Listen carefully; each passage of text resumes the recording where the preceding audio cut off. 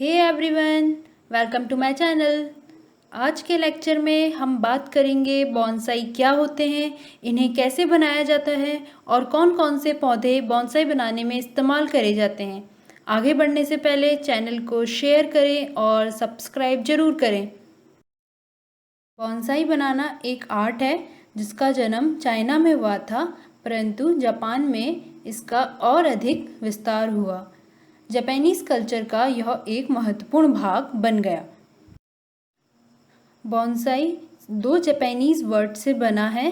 बॉन जिसका अर्थ है कम गहराई वाला कंटेनर और साई जिसका मतलब है पौधा। बॉन्साई एक आर्ट है जिसमें पौधे या पेड़ को कम गहराई वाले कंटेनर में उगाया जाता है जिससे उसकी ग्रोथ कम हो, पौधा छोटा रहे परंतु पौधा स्वस्थ रहे और मरे ना। बॉन्साई पॉट प्लांट से अलग है।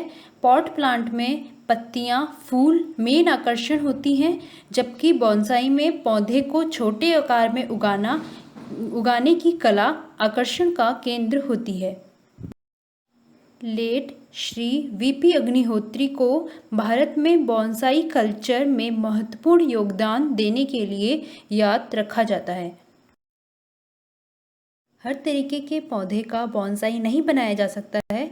बॉन्साई के लिए पौधे में हार्डीनेस होना जरूरी है, क्योंकि नेचर के अगेंस्ट जाकर पौधे को बहुत छोटे आकार में छोटे कंटेनर में उगाया जा रहा है। पौधा छोटे कंटेनर में अच्छी तरह से उग सके, वो उसकी हाइट बढ़ सके और टफ ट्रेनिंग एंड प्रूनिंग को सहन कर सके। पौधे का तना मजबूत और मोटा होना चाहिए और पौधे की ग्रोथ कंटेनर के हिसाब से ही होनी चाहिए जिससे आर्टिस्टिक लुक दिखने में आए। ऐसे पौधे जो सीज़न के साथ अपने पत्तियों या फूलों में बदलाव लाते हैं उन्हें बॉन्साई के लिए एकदम परफेक्ट माना जाता है। अब है क्लासिफिकेशन ऑफ बॉन्साई। इसमें सबसे पहला है अपराइट और चोकन स्टाइल। इसमें एक ही पौधे को लगाया जाता है। पौधे को कंटेनर के बीच में लगाते हैं। पौधे का तना एकदम सीधा और ऊपर की ओर रहता है। वाइंडिंग और कोयोकू स्टाइल।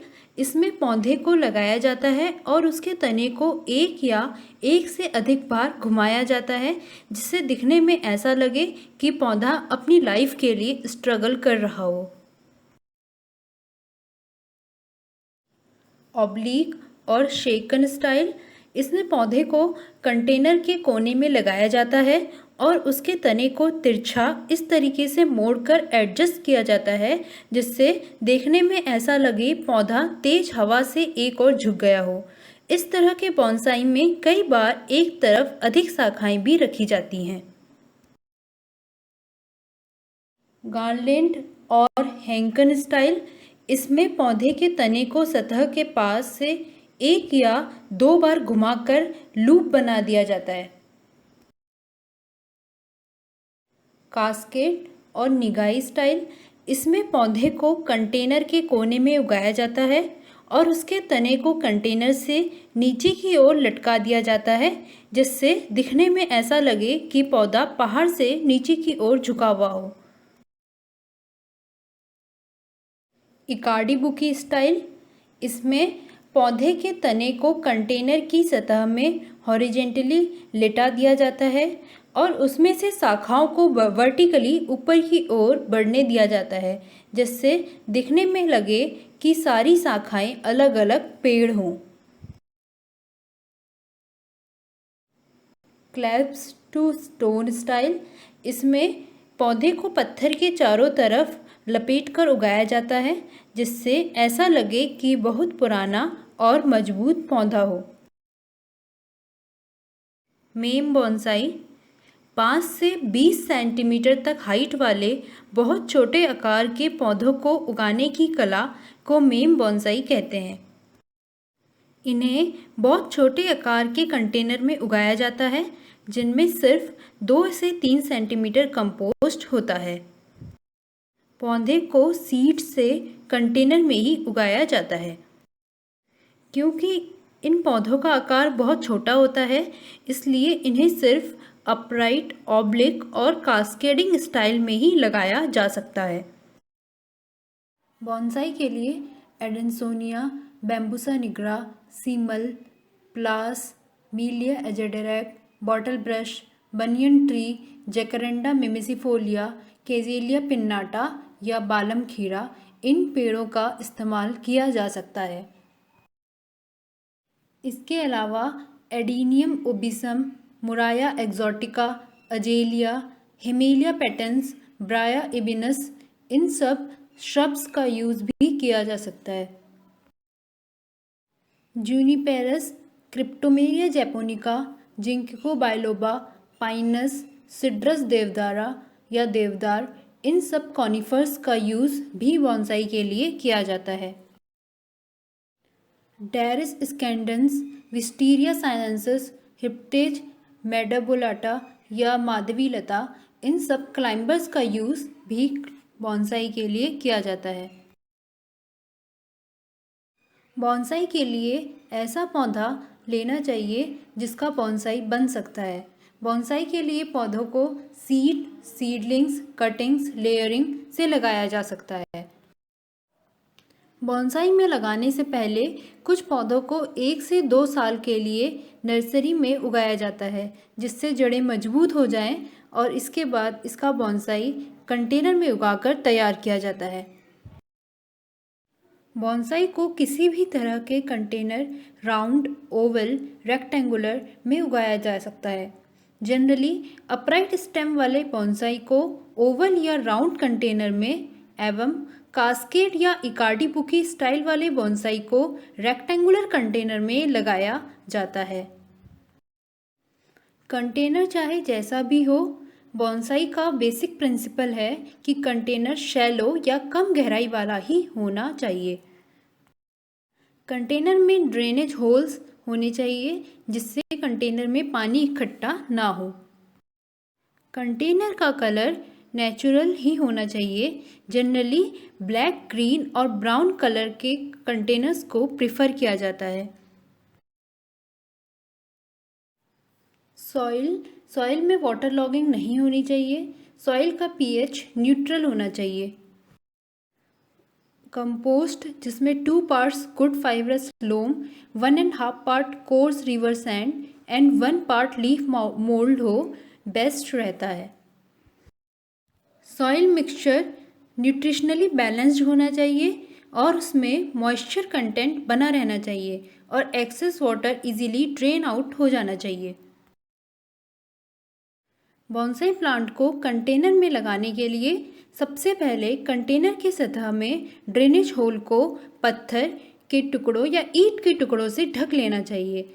उसके बाद उसमें कंपोस्ट को भरना चाहिए।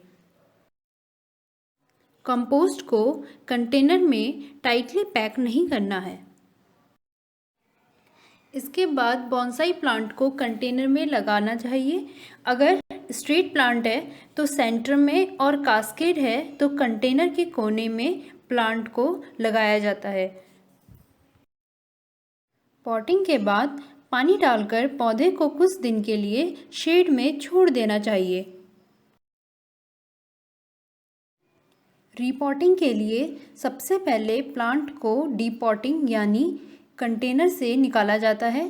प्लांट को तने से पकड़कर कंटेनर को उल्टा करके साइड में हल्के से टैप करके मिट्टी के साथ ही पौधे को आराम से निकाला जाता है।